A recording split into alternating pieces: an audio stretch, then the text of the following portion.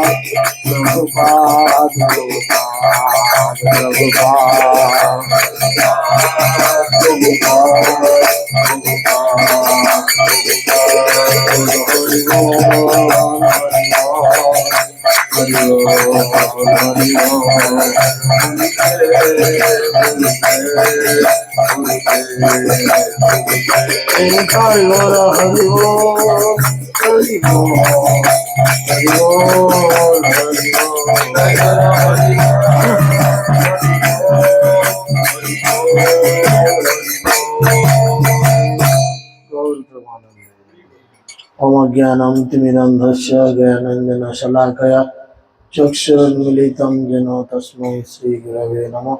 नमोऽयं विष्णुपादाय कृष्णपृष्ठाय भूतले श्रीमते जयपताका स्वामिनिधि नामिने नमाचार्यपादाय निताय गदापदायिने गौरकथा धामोदाय नगरग्रामचारि नमोऽयं विष्णुपादाय कृष्णपृष्ठाय भूतले श्रीमते भक्ति वेदांत स्वामिनिधि नामिने नमस्ते सरस्वती देवे गौरवाणी प्रचारिणे निर्विशेष शून्यवादे पश्चात्तरेशुतारिणे जय श्री कृष्ण चैतन्य प्रभु नित्यानंद श्री अद्वैत गदाधर शिवासदि गौर भक्तवृंद हरे कृष्णा कृष्ण कृष्ण हरे हरे हरे राम राम राम हरे हरे।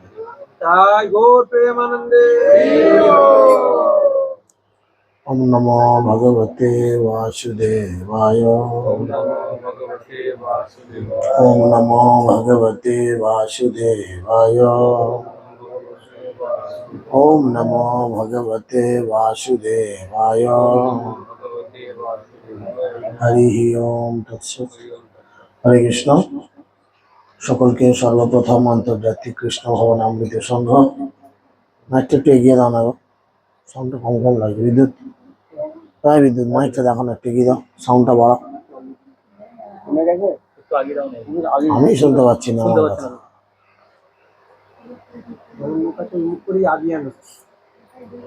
হরে কৃষ্ণ।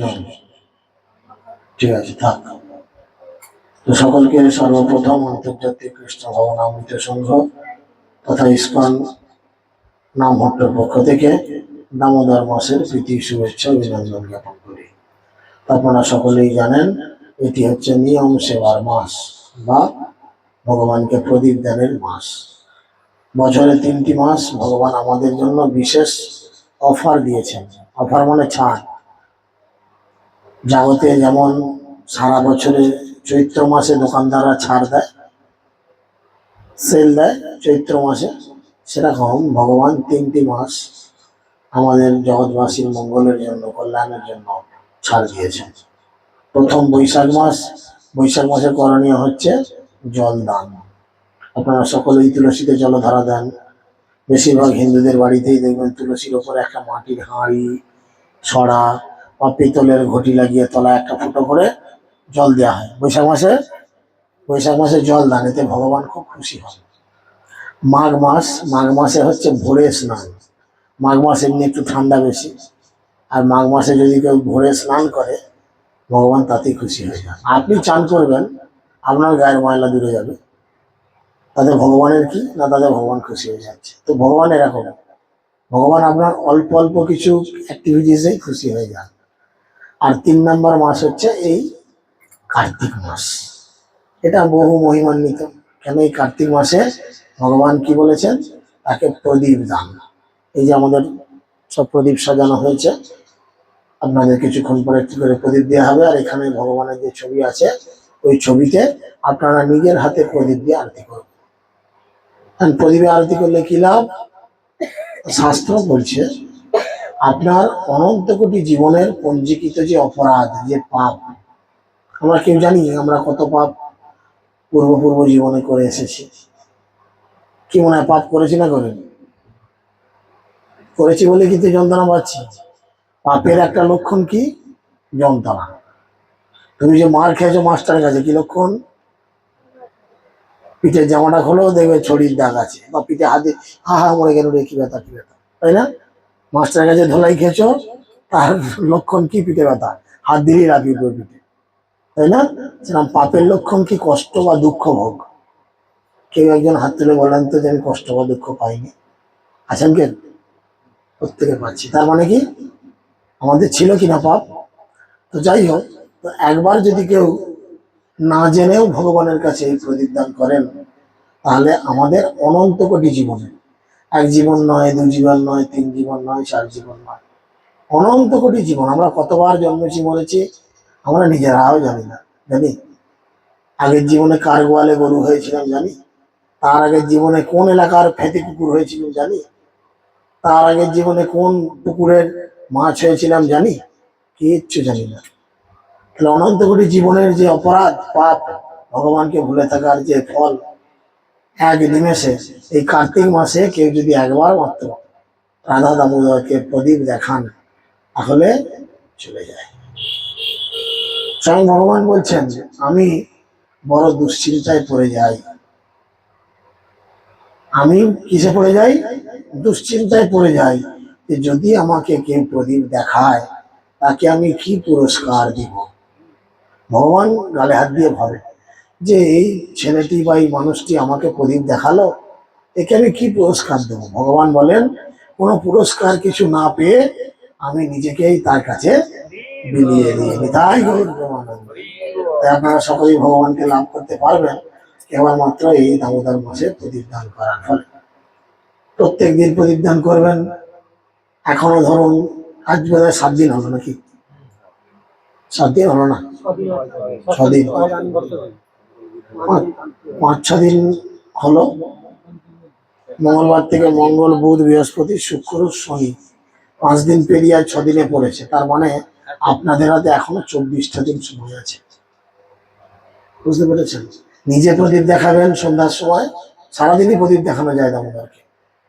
প্রদীপ দেখাবেন এবং আশেপাশের লোকজনকে, পাড়া প্রতিবেশীকে ডাকবেন যে তোমরাও দয়া করে একটি করে প্রদীপ দেখাও, বা আমাদের বাড়িতে একটু দেখিয়ে দাও। বা বাড়িতে যদি কারো রাধাকৃষ্ণের ফটো থাকে, সেই ফটোতে যেন দেখায়। তার ফলে কি হবে? সবাই একসঙ্গে আমরা কিন্তু উদ্ধার লাভ করবো। ভগবত ধামে গিয়ে সেখানেও কিন্তু আমরা আবার প্রচার করব। সেখানেও কিন্তু দামোদর মাসে খুঁজে খুঁজে যাবো গুরুপদ বেড়ার বাড়িটি কোথায়। সেখানে আমরা গুরুপদ বেড়াকে খুঁজে পাবো। কেন না? শুদ্ধ ভক্তি করার ফলে গুরুপদ বেড়া এবং তার সমগ্র পরিবার আজকে গোলক বৃন্দাবনে অবস্থান করছে, মোড়কে নয়। এটা একটা মহতি সুযোগ আপনাদের সকলের কাছে। শুধু গুরুপদ বেড়া একা নয়, আরো বাকি সমস্ত দিবাসী কিন্তু সকলের কাছে এই সুযোগ হাতছাড়া করবেন না। কারণ এই মানব জীবন কখন শেষ হয়ে যায় তার কোনো গ্যারান্টি নেই। তাই এই মাসে আমাদের বেশি করে হরিনাম জপ, যারা জপমালায় জপ করেন বেশি করে জপ করতে হবে, বেশি করে ভগবানের লীলা কথা শ্রবণ করতে হবে। আর কি করতে হবে? ভগবানকে প্রদীপ দান করতে হবে এবং সাধু সঙ্গ করতে হবে। এইগুলো করলে একটা জিনিস ফ্রি হয়ে যায়, কি বলেন তো? প্রসাদ। আমাদের সঙ্গে সারাদিন থাকুন, ঘরে হাঁড়ি চাপাতে হয়। আমাদের রাধুনী ঠাকুর সঙ্গে ঘুরছে, হাঁড়ি করা দিনই লেগে পড়বে। সুন্দর সুন্দর ভগবানের প্রসাদ রন্ধন করে ভগবানকে আনন্দ দিচ্ছে। আর সেই প্রসাদ আমরা খেয়ে আমরাও পাচ্ছি আনন্দ, দিন রাত খাচ্ছি, কোনো চাপ নেই, রান্না বান্না কোনো চাপ নেই। সারাদিন ভগবানের কথা শুনবেন, হৃদয়ে আনন্দ হবে। আর কি হবে? মনে বড় আনন্দ আছে। হরিনাম কীর্তন করবেন হাতে তালি দিয়ে। আজকে ঘরে চাবি দিয়ে দেন, আমাদের সঙ্গে চলেন, বুঝলেন? ঘরের কাজ আজকে থাক একদিনের জন্য। আপনাদের এই এলাকাতেই সারাদিন থাকবো, আর বিকালের দিকে আমরা পৌঁছে যাব ভগবান কালো সোনার কাছে। ওখানে গিয়ে আমরা নগর কীর্তন করব, যেটা মহাপ্রভুর খুব পছন্দের জিনিস ছিল। ঠিক আছে, এখন আমরা একটা ছোট্ট ভগবানের লীলা আলোচনা করব।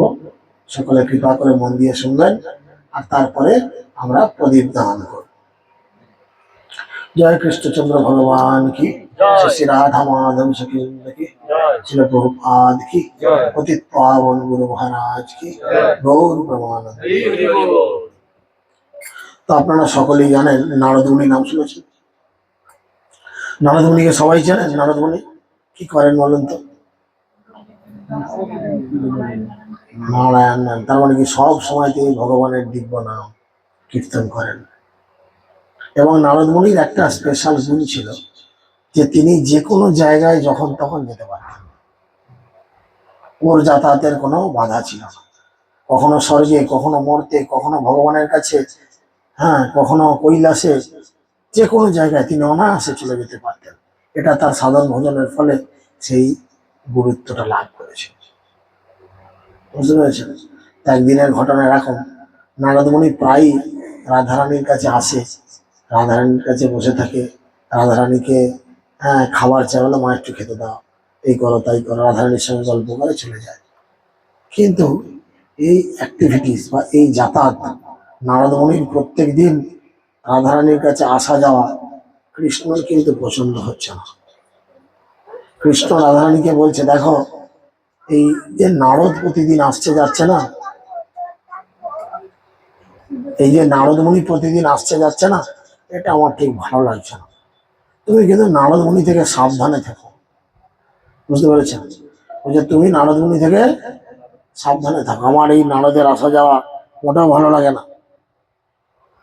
তুমি নারদমণির সাথে বেশি ঘনিষ্ঠতার বিষয়ে সতর্ক হবে, কেননা তিনি, নারদের আর একটা গুণ ছিল কি, মানুষের মধ্যে কি করে, ঝগড়া লাগে, বুঝতে পেরেছেন? ওই জন্য রাধারানীকে এসে কৃষ্ণ বারবার বলছে তুমি খুব সাবধান, নারদ তার সঙ্গে খুব ঝগড়া লাগিয়ে দেয়, তুমি কিন্তু সাবধানে থাকবে। কৃষ্ণ আশঙ্কা করেছিলেন যে নারদ তার এবং শ্রীমতী রাধারানীর মধ্যে কিছু ভুল বোঝাবুঝি তৈরি করে উভয়ের মধ্যে ঝগড়াঝাটি বা বিবাদ সৃষ্টি করতে পারেন। বলে ঘর পোড়া গরু কি দেখলে ভয় খায়, লাল রঙের মেঘ উঠলেই ভয় খায়, কোথায় কিছু নিশ্চয়ই আগুন লাগবে। নারদমণি কেন ভয় খাচ্ছে? কেন ভয় খাচ্ছে? এই সরি, কৃষ্ণ কেন ভয় খাচ্ছে? কারণ কৃষ্ণ সারা জীবন এরকম আতঙ্কে কেটেছে। সারা জীবন রাধারানীর মান ভাঙাতে ভাঙাতে কৃষ্ণর মাথা ফিউজ হয়ে গেছে। বাপরে বাপ, আর পাচ্ছে বউকে ঠান্ডা রাখে, এরকম অবস্থা। কি হলো বলো না, এত ঘুরঘুর করছিল।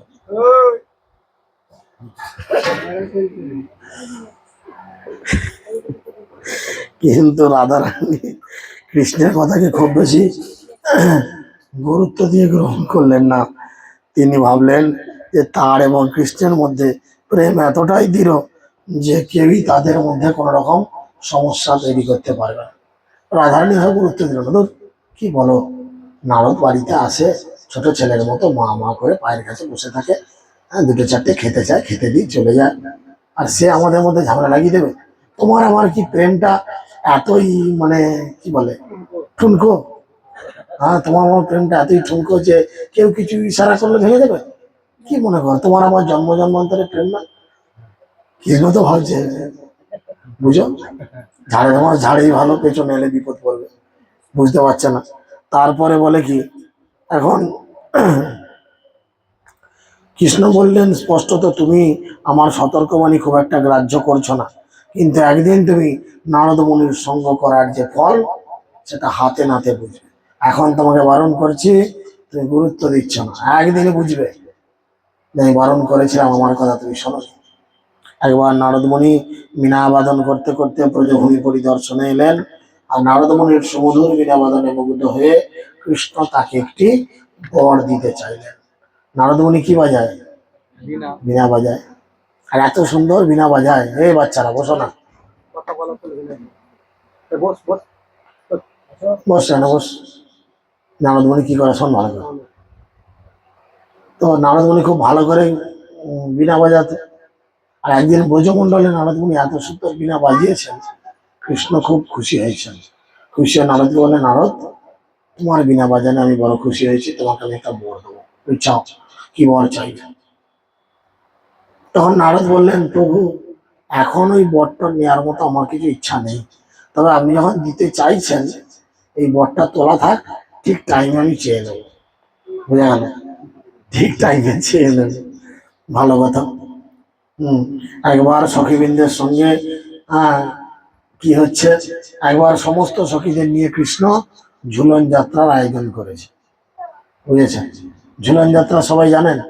হ্যাঁ, ঝুলন যাত্রা কি হয় বলেন তো? কি হয়?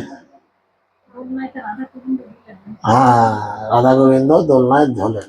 মানে একটা সময় আসে, তখন কৃষ্ণর ইচ্ছা হয় যে একটু রাধারানীকে নিয়ে লীলা বিলাস করি, সুন্দর জঙ্গলের মধ্যে গিয়ে সখীরা সব দোলনা ঠিক করে দেয়, সেই দোলনায় বসে দুজনে জুড়বে। এরকম একটা দিন এসেছে, কৃষ্ণের ইচ্ছা হয়েছে আমি এখন রাধারানীর সঙ্গে একটু দোল খাবো। তো ঝুলন দোল খাবো মানেই তো দোল খাওয়া যায় না, ঝুলনের বেদি সাজাতে হবে, অনেক কিছু ব্যাপার আছে। ঝুলন লীলা অনেক বড় লীলা, সেরকম সব সাজানো গুছানো চলছে। যেমন একটা বিয়ে বাড়ি হব বললেই তো হয় না, 10 দিন আগে থেকে প্যান্ডেলের বাঁশ পরে, প্যান্ডেল হয়, কাপড় লাগায়, সাজানো গুছানো, তবে বিয়ে বাড়ি হয়, তাই না? একদিনে হয় না। সেরকম রাধাকৃষ্ণ ঝুলন হবে, চতুর্দিকে সাজো সাজো রব। কৃষ্ণ নিজে গেছে, নিজে গিয়ে দেখছে সব ঠিকঠাক আছে তো। হ্যাঁ, এই দোলনাটা আমি আর রাধা দুজনে বসে, চিনে পড়বে না তাহলে? আমি বললো, না পড়বে না, কোনো অসুবিধা নেই। সে বসে দেখে নিচ্ছে ঠিকঠাক আছে কিনা, ইত্যাদি ইত্যাদি দেখছে। তো আজকে ঝুলন হবে। কৃষ্ণ আজ সকালে ফাইনাল পরিদর্শনে গেছেন, সব কিছু ভালো করে নখদর্পণে দেখছি। নারদ উনি হাজির হয়েছে, নারায়ণ নারায়ণ। গিয়ে বলছে, প্রভু, এত সুন্দর ঝুলন বেদি আজকে রেডি করলেন। হরে কৃষ্ণ হরে কৃষ্ণ, চুপ হয়ে চুপ হয়ে গেছে। এত সুন্দর ঝুলন বেদি আপনি আজকে রেডি করলেন, হ্যাঁ, এই ঝুলন বেদিতে আপনাকে কি সুন্দর বানাবে। আমার আর চোখ ধৈর্য ধরছে না, মা তো কখন সাজতে গেছে, এখনো আসে। রাধারানী সেজে গুজে আসতো, বিশেষ করে লীলা হবে মানে একটু সেজে গুজে যায়। মেয়েরা বাইরে একটু বেরোলে সাজতে গুজতে চায়, স্পেশাল প্রোগ্রাম, সাজবে গুজবে। তো নারদমণি তখন বলছে, প্রভু, আপনি যে আমাকে একটা বর দেবেন বলেছিলেন। বলে, হ্যাঁ বর দেবো বলেছিলাম তো, তুমি চাও না? কি বর চাই চাও? না প্রভু, অন্য কিছু চাই না, আমার এই 2 চোখ ইচ্ছা করছে এক্ষুনি আপনাকে ঝুলন বেদিতে দর্শন করতে। কিন্তু রাধা তো এখনো আসেনি। বললো, নাই গো, এখন ওই ললিতা আছে, ওকে নিয়ে একটু আপনি দিলেন, আমার চোখ এই দেখেই শান্তি পাবে প্রভু। বললো, মাত্র এইটুকু চাইছে, ঠিক আছে। আর ললিতা এসব পাশে বসিয়ে বললো, দোলাও। রাধা কৃষ্ণ দুলছে, বেশ আনন্দে দুলছে। হ্যাঁ, খুব সুন্দর করে দুলছে। হ্যাঁ সরি, ললিতা আর কৃষ্ণ দুলছে। আর এদিকে নারদমণি সেখান থেকে টুক করে অদৃশ্য হয়ে গেছে, গিয়ে চলে গেছে রাধারানীর কাছে। রাধারানী তো মেকআপ করছে গালে মাথায়, এতে গিয়ে বলছে, কাঁদতে কাঁদতে বলছে, মা গো মা, তোমার এই দুঃখ 2 চোখে আমার দেখতে আর পারছি না। রাধা বলছে, কেন কেন, কি হয়েছে নারদ, কি হয়েছে, তুমি এরকম কান্নাকাটি করছো কেন? বললো, আর কান্নাকাটি, তোমার এই সাজ কার জন্য মা? বললো, কেন, তোমাদের প্রভুর জন্য। হ্যাঁ, প্রভুর জন্য মা গো, এসে সময় এসো।